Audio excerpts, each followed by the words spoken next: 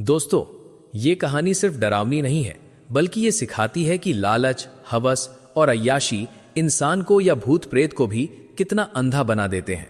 जबकि सच्ची भक्ति, पतिव्रता और मां दुर्गा की कृपा किसी भी शैतानी ताकत को जलाकर राख कर सकती है। बहुत पुरानी बात है, मध्य भारत में रत्नपुर नाम का एक छोटा लेकिन पवित्र गांव था। चारों तरफ हरे भरे खेत, बहती नदी, शिव मंदिर और मां दुर्गा का प्राचीन मंदिर। गांव वाले दिन में खेती करते, शाम को मंदिर में आरती गाते और रात को अपनी झोपड़ियों में सुख चैन से सोते। लेकिन कुछ साल पहले से गांव में एक अजीब सी खौफ की लहर फैल गई थी। लोग कहते, रात को नदी किनारे एक बेहद खूबसूरत औरत दिखती है, लाल साड़ी में, घुंघरू पैरों में, आंखों में मधोशी। जो भी युवक उसकी ओर खिंचा चला जाता है वो कभी वापस नहीं लौटता। सुबह उसकी लाश नदी किनारे मिलती है, चेहरा मुस्कुराता हुआ लेकिन शरीर सूखा हुआ, जैसे सारी जान चूस ली गई हो। उस औरत का नाम था कामिनी। गांव वाले उसे अय्याश चुड़ैल कहते थे। कामिनी असल में सैकड़ों साल पहले रत्नपुर की ही एक स्त्री थी।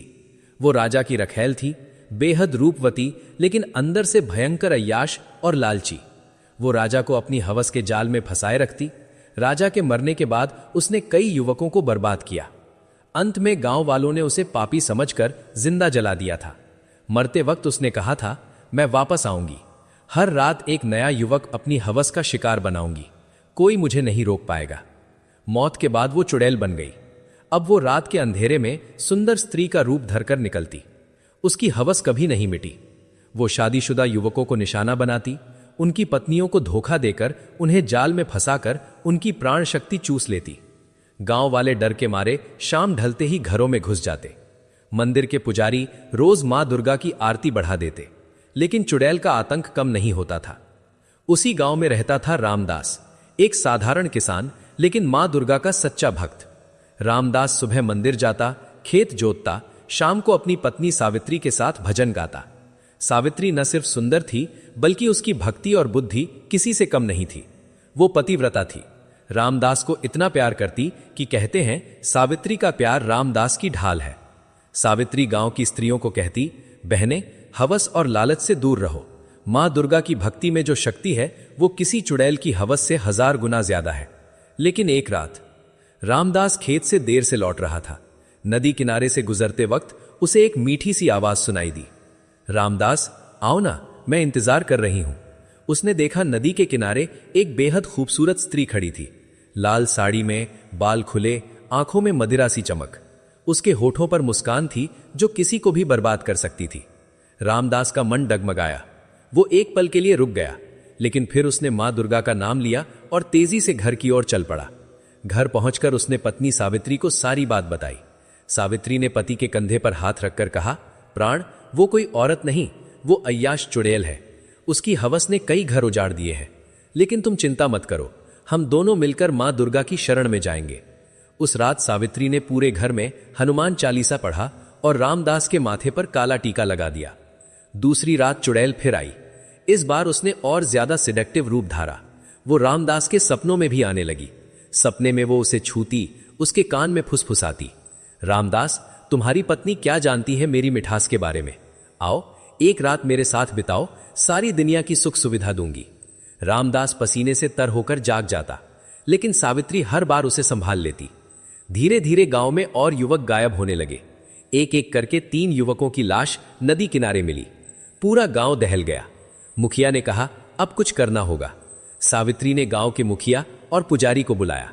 उसने कहा, चुड़ैल की हवस उसकी कमजोरी भी है, हमें उसे उसके ही जाल में फंसाना होगा, लेकिन इसके लिए हमें मां दुर्गा की पूजा और एक योजना चाहिए। पुजारी ने कहा, बेटी, चुड़ैल को भगाने के लिए नवमी की रात मां दुर्गा का विशेष हवन करना होगा, लेकिन चुड़ैल बहुत ताकतवर है। सावित्री बोली, मैं तैयार हूं, मैं खुद चुड़ैल को ललकारूंगी, लेकिन मुझे आपके आशीर्वाद चाहिए।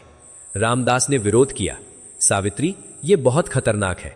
सावित्री ने मुस्कुराकर कहा, प्राण, तुम्हारी भक्ति और मेरी पतिव्रता मिल जाए तो कोई चुड़ैल हमें छू भी नहीं सकती। नवमी की रात तय हुई। उस रात गांव के मंदिर में भव्य हवन चल रहा था। पूरा गांव इकट्ठा था। मंत्रोच्चार, अगरबत्ती की महक और ढोल नगाड़ों की धुन गूंज रही थी। सावित्री ने लाल साड़ी पहनी, ठीक चुड़ैल जैसी, लेकिन माथे पर मां दुर्गा का तिलक और गले में रुद्राक्ष की माला। सावित्री अकेली नदी किनारे चली गई। रामदास दूर से छिपकर देख रहा था। रात के 12 बजते ही हवा ठंडी हो गई। घुंघरू की आवाज आई। चुड़ैल प्रकट हुई। कामिनी ने देखा सामने एक और खूबसूरत स्त्री खड़ी है। वो हंसी, अरे आज तो कोई औरत आई है, क्या तू भी अपनी हवस बुझाने आई है? सावित्री ने डट कर कहा, नहीं, मैं अपनी पतिव्रता की आग दिखाने आई हूं। तू अय्याश चुड़ैल है। तूने कितने घर उजाड़े, कितने बच्चों को अनाथ किया। आज तेरा अंत होगा। चुड़ैल जोर से हंसी। उसकी हंसी से आसपास के पेड़ हिलने लगे। उसने अपना रूप और सिडेक्टिव बना लिया। आंखें काजल से सजी, होठ लाल, शरीर से सुगंध आ रही थी। वो सावित्री के पास आई और फुसफुसाई, देख कितनी सुंदर हूं मैं, तेरा पति भी मेरे सामने झुक जाएगा, तू क्या कर लेगी? सावित्री ने आंखें बंद की और मंत्र पढ़ना शुरू किया। ओम दुम दुर्गाय नमः। जैसे ही मंत्र शुरू हुआ, चुड़ैल की हंसी रुक गई। उसका शरीर कांपने लगा। उसने गुस्से में कहा, बंद कर ये मंत्र, मैं तुझे भी अपनी हवस का शिकार बना दूंगी। चुड़ैल ने अपना हाथ बढ़ाया। उसके नाखून लंबे हो गए, लेकिन जैसे ही उसने सावित्री को छूने की कोशिश की, सावित्री के गले की रुद्राक्ष माला से चिंगारियां निकली। चुड़ैल चीखी। सावित्री ने तेज स्वर में कहा, कामिनी, तेरी हवस ने तुझे जिंदा जला दिया था। आज भी वही हवस तुझे जला रही है, लेकिन अब तू मां दुर्गा की आग में जलेगी। दूर मंदिर से हवन की लपटें आसमान को छू रही थीं। पुजारी तेज मंत्र पढ़ रहे थे। चुड़ैल अब अपना असली रूप दिखाने लगी। बाल बिखरे, आंखें लाल, दांत बाहर। वो चीखी, मैं तुझे मार डालूंगी। उसने सावित्री पर हमला किया, लेकिन सावित्री पीछे नहीं हटी। उसने अपनी साड़ी का छोर मां दुर्गा की ओर उठाया और कहा, मां, अपनी बेटी की रक्षा करो।